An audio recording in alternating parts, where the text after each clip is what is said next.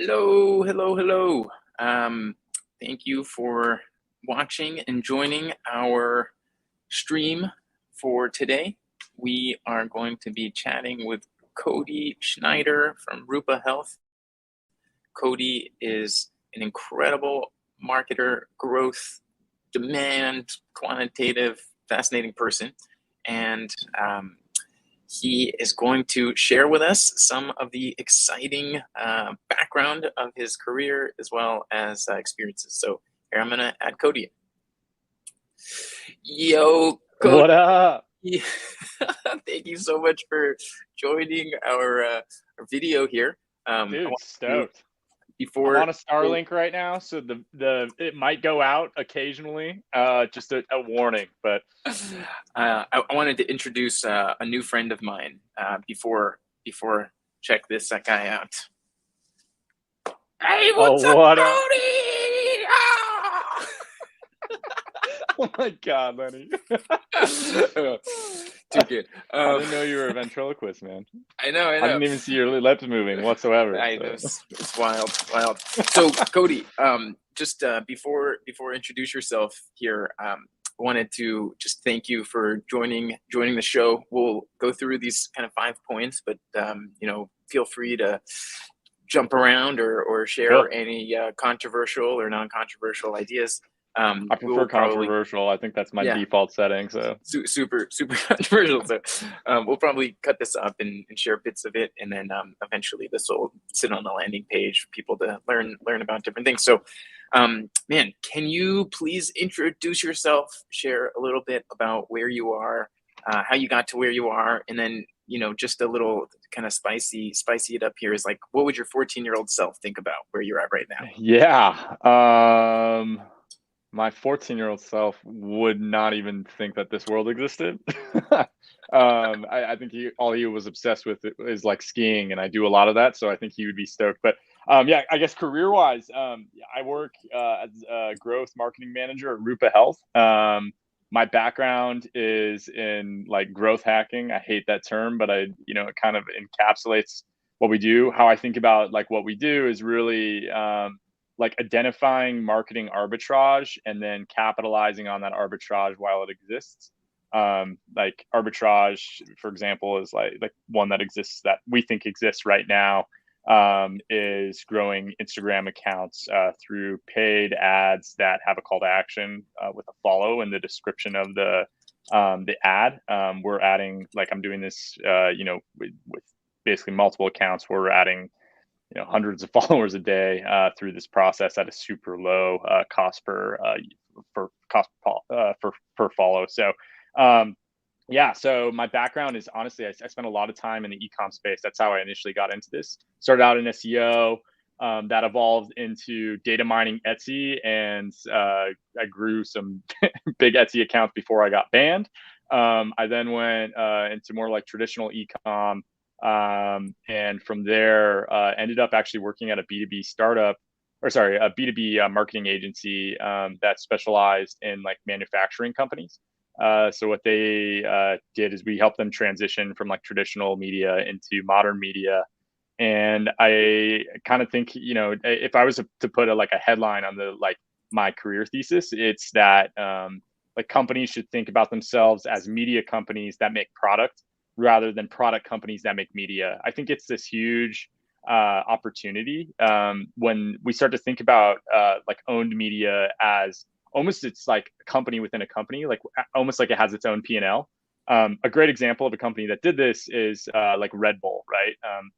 They really thought about Red Bull Media House as like its own entity and really capitalized on this idea that, hey, the media itself can be this revenue generating vehicle for the organization, and also creates this like distribution channel for you to push really whatever products or ideas or whatever it is that you feel inclined to through. So anyway, hopefully that gives kind of a high level. That's awesome. I really think the two ideas that really stuck in my head when I talked to you, I guess through Slack, was, or maybe talking on the phone, but you were in Costa Rica, and I think you permanently just didn't have a shirt on. So first, I have to say I'm surprised that you have clothes on. But I put on a the sweatshirt for this call. I like got I out of know, the no, shower just and for I'm like, this. I'm Before that, ready. you were outside. Just the the two ideas were the idea that you want to be as present as possible for as long as possible on any channel that you want to capture your audience on, and the visual of a bell curve that you're just trying to stretch out, and the number of opportunities you have to just push back up. The attention was so vivid that I ended up writing like a really shitty white paper. No, I love it, man. I always incline people to think about marketing shit like it's like a financial portfolio, right? Like you have long-term investments and you have short-term investments, right? Like I have my rent and I have like my food bill and like those parts of my like monthly income, and they're dedicated to that. But I also have like, here are my long-term investments, here are my risky investments. And marketing works in the same way, right? Like paid advertising for like user acquisition for software, for example, like Facebook ads or send, like those are really transactional moments. But we should simultaneously be like investing in these longer term things that we own, right? Like, which is like an email list, which is like our SEO content. When I say SEO content, it's written content that's getting organic traffic. And like, and content can exist for multiple reasons too. That's this whole other thing. Like it can have dual purposes. Like I think a lot of the times people, they don't look at it holistically. Like, hey, we're going to write SEO content. Like it's almost like a spectrum is how I always describe it. Like you have like content that's written for robots and you have like content that's written for humans. And you're trying to be like in the middle of that spectrum where it's like indexable for the robots, but like still digestible for the humans. But like, you can do paid ad traffic to that organic, like written content and double down on those things. So I think that, and just like our financial portfolios can exist like that, where it can have, these same assets that work, do different things for that portfolio. But I think that framework, it's something that's really easily relatable. Everybody does personal finance. They can kind of just connect with that. And I think that is like this really powerful lens to look through like marketing initiatives with. So I want to come back to this fourth question here, but before that, what is your kind of day to day at Rupa? What is your role? How is it changing? How do you expect it to change by the end of this, maybe next year, or even at the beginning of next year? Can you share a little bit more details? Totally, yeah. So initially, when I was hired, so my boss is like one of my friends, Kobe Conrad. He went to YC, did that whole thing. They had this company called Room Service. Anyways, when I joined, they were really in the early. We were really in the early stages. They had found product market fit. We had a lot of word of mouth, and so when he came on, it was really like, okay, well, like we were. The initial process was the identification of the channels where people spend time consuming information and content. Where our audience spends time online. So kind of what we initially did, and what my job was initially was, okay, we know we identified that they spend time, like they were doing Google search queries. They're spending time on social, specifically Instagram, some Facebook, but deeper on Instagram. We didn't know if they were on like Pinterest or LinkedIn. And so it was really the discovery of do those channels provide, is there attention that we can acquire there? And then from that, like, how do they fit into the greater structure? And so initially we saw, we like turned on any of those channels and we would get like, that initial bump initial like bump in signups. And then as we, as that channel kind of gets saturated, because this audience is a very like small niche audience, right? Like we serve a total like market size of like 50 to 100,000 people, right? Like there's only so many impressions that you can get in front of them. So what we found is like, okay, well, we get that initial uptick, and then over time, like you see this downturn. So we'd have to refresh creative at a way faster pace because that staleness in the creative would happen so much quicker than, say an e-commerce audience where you're targeting, people have an interest in mountain biking, right? Like it's going to be really way harder to saturate an audience of 50 million people than it is, or whatever, 10 million people than it is for saturating an audience of 50,000 to 100. So that was kind of where it was now initially. So I would say now where we are, we've built out these media, assets. And those things for us are, we built out a podcast, built out a Instagram account, built out a Facebook page, built out like a webinar series. And then I'm trying to think if there's really anything else. Those are kind of the core focus currently. And then a YouTube account, but that's something that we're still uncovering, like what works best on that platform, what type of media, or what type of content gets the greatest organic distribution. We're using it really now as a way to distribute the live classes and get some SEO, like organic traffic to it. But I would say now it's really scaling that media, that owned media. And we've had some success with that. I mean, in the last 90 days, we've added 30,000 followers to the Instagram account. We took a podcast from 0 to 1, and it's now in the top 50 medical podcasts in the United States. It gets 40,000-ish downloads a month. I mean, we just got pitched by a PR team for like this guy to come on the podcast, and the podcast didn't exist 8 weeks ago. So stuff like that. You 2 weeks ago posted this LinkedIn post, which I really liked. Do you mind explaining like a little bit, kind of what went into going from where you were to where you are just over the last 3 months? Totally. Yeah, I'm gonna actually this is a great, it's kind of side plug for Milk, but what we did, and I really I stole this idea of like having a large piece of, I think it originated, it might have been from Gary Vaynerchuk, which everybody, that's a whole other bag, but there's some nuggets in there. And one of the things that he talked about, this is what it probably been in 2014, 2015, was like this really a great way to scale content is to make a huge piece of kind of like anchor content and then just pull out the highlights. And a great way to think about it is like a sports game. Like if I'm watching a football game, right? Like what do they show on ESPN? Like it's just the big plays. And it's the same concept when you're doing like long form content. So our strategy here was we basically took the podcast and the live classes, which are like hour-long pieces of content. We then have a social media manager who listens through those pieces, and he pulls out these highlights, these snippets that he thinks are like the winning, memes, right? And so we pull out those clips, those highlights, and we put them into different formats, whether that's video, whether that's like in a meme, almost tweet format. And we built out all of these templates so we can do this at scale. So he can do hypothetically, like 50 to 100 memes a day if you really wanted to, but a lot of his time is spread between other things. And then with that, what we do is we test that content with the audience before we even publish it. So we actually will run a little bit of paid ad spend to see which content before it even goes on our feed has the most engagement.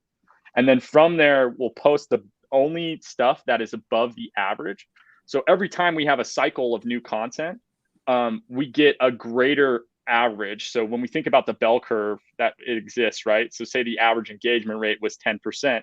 Every iteration that we have, we see the average engagement rate moving more and more like higher up, right? So it's like, it's 11%, and now it's 13%, and now it's 15%.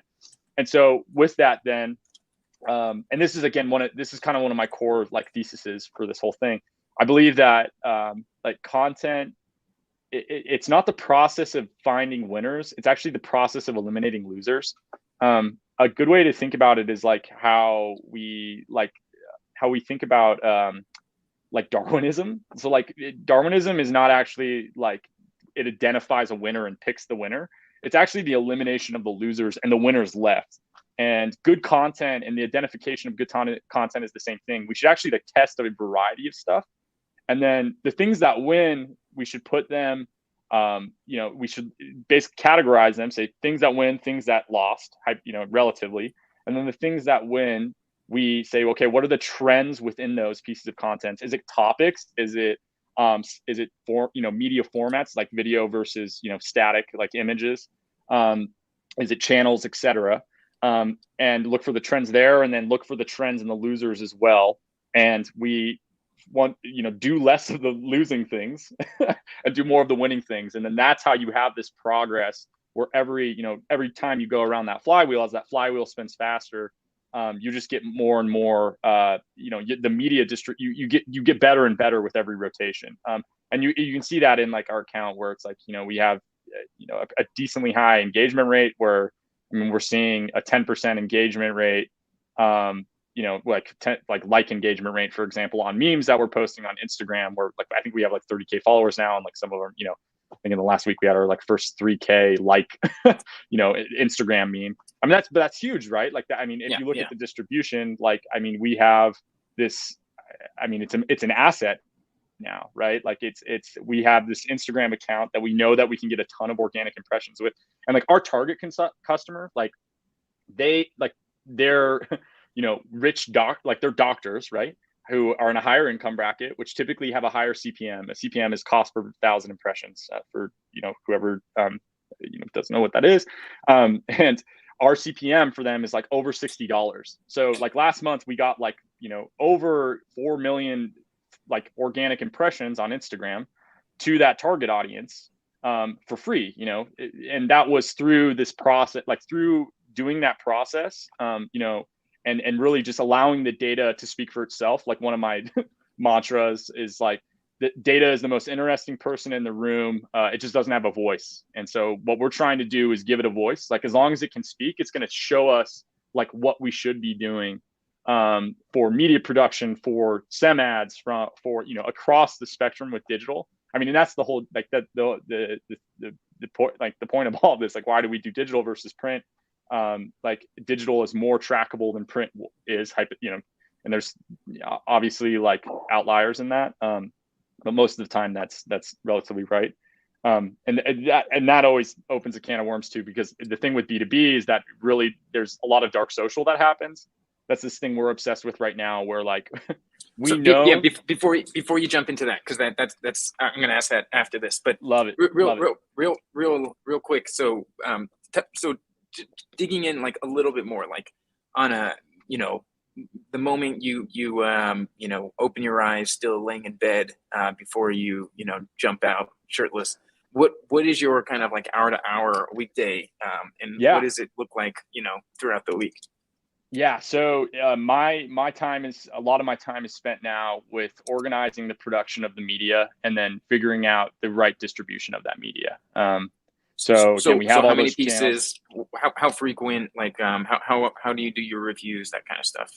Yeah. So like we have team members that are, have pieces of like this job, right? So like we have, again, the social media manager who handles a lot of the like meme production for like Instagram. We have a content writer who is handling like a lot of our really now she's moved into more of an editorial role. We've been sourcing a lot, building out the sourcing of content and the writing of content to like industry professionals. And so her job is now more focused on, or transitioning to be focused on the making sure that the voice is right for the media. And then we also like have, again, who like our host of the podcast. And so like what my role is now and what it's evolved into is kind of the coordination and the final checks, I guess, of those things. And then also the data analytics of each of those initiatives, understanding, how each of them are cohesively interacting with each other. So for example, like we promote the podcast on the Instagram account. We know that like we know that when a meme goes viral, the podcast listens increase for that episode. And so I'd say from like a day to day, it really just depends. We're doing a lot of work with partnerships now, like industry, like, periodicals, and also with the labs that work that are like on our platform. So a lot of my time is really spent on kind of managing or helping manage those relationships, making sure that the media is getting shipped at a quality level that we like want to hold ourselves to, being distributed. Because like it doesn't matter if you publish anything if nobody sees it, right? Like, I mean, that's a simple thing, but like that thing alone, I think is incredibly powerful for especially startups. like distribution on top of good products, I mean, you're unstoppable. Like that's, and again, this is this thing that we are obsessed with. We are obsessed with distribution. We are obsessed with acquiring mechanisms and really building the rails for distribution to our target audience. So hopefully that answers your question. No, yeah. It's, what do your dashboards look like? What is it that you're studying, on a morning to morning basis? Where are your eyes when it comes to, something that works? Is it, I'm guessing you're not just in Instagram or something. No. Yeah, we use a combination of tools. How I have it structured right now is we basically use Supermetrics as the bridge for all of our data from all of our sources, like whether that's Google Analytics or that is from Instagram, from Facebook ads, from Instagram Insights, even from Pinterest, from Google Search Console. So basically, we have all these sources. Supermetrics is the bridge, and then we pump that into a data visualizer. I use Data Studio just because it's really and easy. I also had used it in the past, so it's just like one of those things that's the most easy to set up. You can do this though with any data visualizer like Tableau or Power BI. The thing I like with Data Studio is because it's a Google product, you have these built-in features that you just otherwise don't see. I've done, like, for example, consulting in the past where we were optimizing like Google My Business listings, and Data Studio has a built-in connector. So that's typically why we use that. But that, I would say, that's my analytics stack. And then from a communication standpoint, to communicate that data, we build out those dashboards with these customizable things based off of our goals. Like if our goal on Instagram is follower growth and total and monthly impressions month over month, we build out a dashboard for that, and then I'll use Loom as a way to communicate that internally to the team. And then it just depends on like the channel for how often we're communicating that data. Like for SEO work, right? Like it's a 90-day period to even see any difference or really big changes. And so like that's communicated more quarterly, whereas in comparison to, like the IG account, that's probably on a monthly basis, whereas like paid ads, because the data is so much, like the speed of data that's acquired is so much faster, that can be on like a weekly basis. So interesting. Yeah, it's fascinating. All right, so you had mentioned dark social. I think people who especially are in the content world, maybe content marketing itself has been pretty ambiguous over the last, say, 10, even 20 years, but it's definitely surrounded writing content that's discoverable search-wise.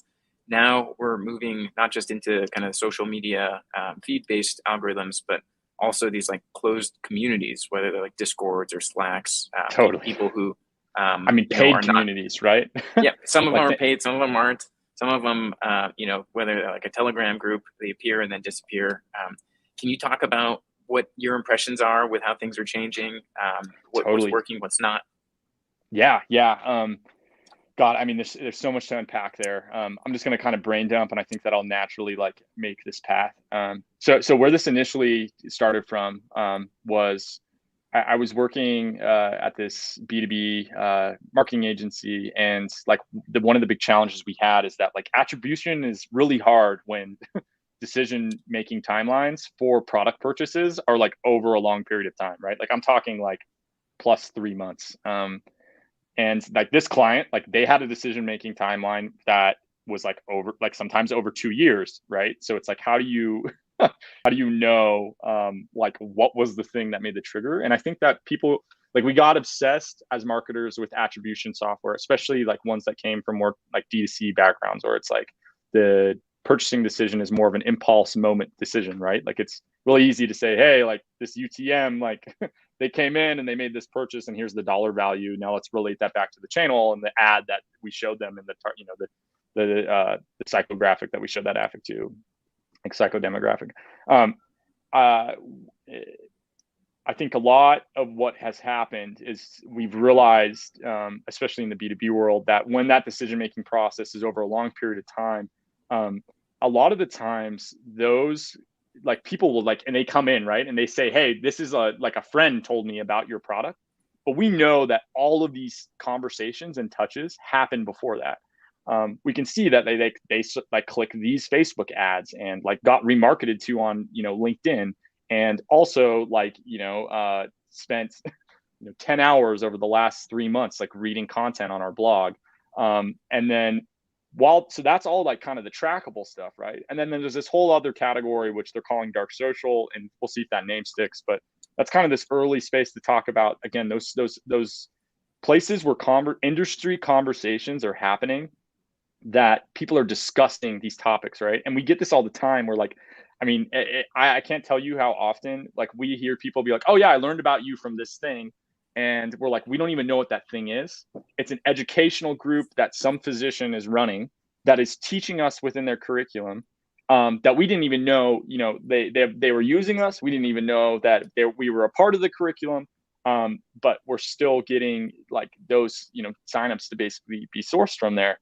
And so it's this whole, like, how do you measure that? And I think that where I land now more and more is like, we want to think about like, okay, if this decision-making process is happening, over a long period of time, we want to create as many touches that create value, but, to shorten that decision-making timeline. Right. And so how you measure, like there's ways to measure that. We're really in a growth cycle right now, so we're not too focused on the measurement. We're focused on other metrics. But what we're looking at is, okay, again, now that we've identified all the places that people are spending time in our target, how do we be in front of them over and over again? Because we know that that's going to influence conversations that are happening in these dark social spaces. And those users are going to come back and they're going to be like, yeah, this is a word of mouth, thing. Like I learned this from word of mouth, but we know that all this layer of trackable things that we're doing is influencing this thing that we can't see, which is again being categorized as word of mouth. And it's this. I think if we were just to look at the attribution data, it'd be like direct traffic or organic traffic, or they're searching our brand name. But it's like, okay, well, how are they doing that in the first place? And you have to think about, like, again, in a B2B world, this is way different in the D2C, but in a B2B world, you have to think about those display campaigns. And a great way to do this is just like turn on display ads and then see how much more your brand name is searched for. Like if you just do that alone, like you can pretty much quantify, like, are you like having impact with just running like Facebook display ads, right? Because like if people are seeing it and the creative is like making them like making you own more mental real estate in their mind, like you're going to see search volume increase. And now you can track that as with search, like Google Search Console, do a filter for like any like phrases that include your brand name, and then just graph that month over month with impressions versus like click data. And that's just like an easy way to quantify that. But again, this dark social thing, I think, is way bigger and it's here to stay. I think it's going to evolve. And I think it's going to evolve too. And so like, okay, are we monitoring these communities? How do we interject ourselves into these communities? And this is a huge thing that we found, that like partnerships with those communities can be this massive lever that we can pull, because they've already cultivated that trust, right? We're just tapping into that trust and allowing, like facilitating, like giving, almost like giving tinder to the fire for those conversations to happen. So I thought you were talking about something else there when you said, but interesting, man. Cody, this is awesome. I have one last question. This has actually been the most interesting session I've had. Hands down. Not everyone was interested. I appreciate it, man. Too, in case they're stoked watching. To be here. Always love chatting with you, Lenny. You have the most interesting like ideas, so I'm hyped. But these I have so many clips that I'm gonna make that I think people are really gonna. I'm thinking myself like, oh, my wife has to watch this. That's what I'm thinking. Sure. But, last question here is, so you've shared a lot about your background, your job, even just you're clearly a frameworks driven person. You have a lot of structured ways of thinking about what you're doing. Can you share maybe something about yourself that people don't know about that really shaped this way of looking at the world? This could be, something about your national origin. Could be something. I mean, it could be a parent's story. It could be something that happened growing up, religious, anything. A book that you read, but yeah, something would be wonderful. Yeah, I grew up in the action sports world, so I think that I always like relate it back to that. Like that whole community is very risk tolerant. I almost describe it as like risk comfortable. I think that's been this massive like benefit, especially working in early stage companies where it's like new ideas and new concepts, and like you're pushing that limit. Like you're really searching for, okay, like what is the, like what, what is that edge of the envelope? Like how far can I push this thing? I think that's this like a massive tool. I've lived in Salt Lake, I've lived in Denver, I've lived in Boise, Idaho. A lot of, their communities for these action sports people. And I think you see that really often, that they are like very good with being in this situation where they, everything is not perfect, but you're just kind of like, you're prepared, but you're simultaneously like, playing jazz, right? And you can relate it to music or whatever you want, but it's this really powerful tool. And like, and it can, I think it also can be adopted. Like that mindset is something where it's like becoming like risk comfortable, especially for early stage companies, and for founders or whoever's that is building anything, any builder, having that comfortability with those moments. It also, you get addicted to it. I think that's a part of it too. Like I'm like, obsessed with skiing. Like that's, just been watching the Doppler radar for the last, basically 3 weeks, and, planning trips, and like you get, like when you're so close to it over and over again, you get a comfortability with being in the vicinity of it. And like, there's that great quote, like, who's in the arena? I think that's, it trains you how to be in the arena.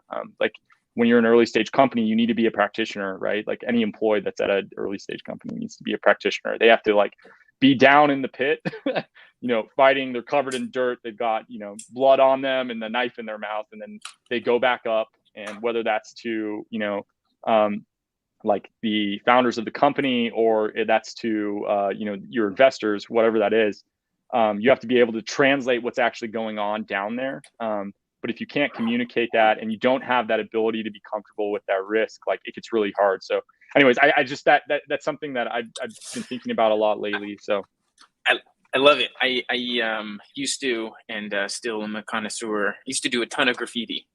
Love it, man. That was probably exactly. 8-9 years, late nights. And I definitely think the startup is the, on your hands and knees, reaching for the knife in the mud.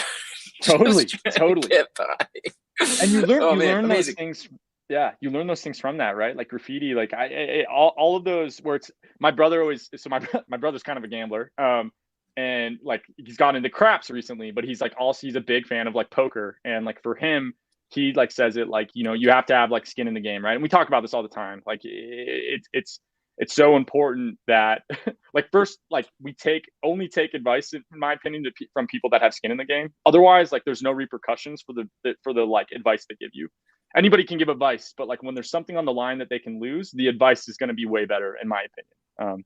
That's kind of number one. Number two, like to get back to the gambler part of it, like when you play, playing poker when it's just for, fun is way different than when there's money on the line. Like you see true colors, and you have to be able to like exist in that pressure, and be like able to make decisions under pressure. And I think like those, like graffiti, right, or like whatever it is, like those things that have risk involved with them, it makes you really comfortable for the startup world, where it's like you're making decisions that are, can be high impact, or they could put you here or put you here. And so it's, you have to be able to like exist in that pressure cooker. So anyway, yeah, I love it, Cody.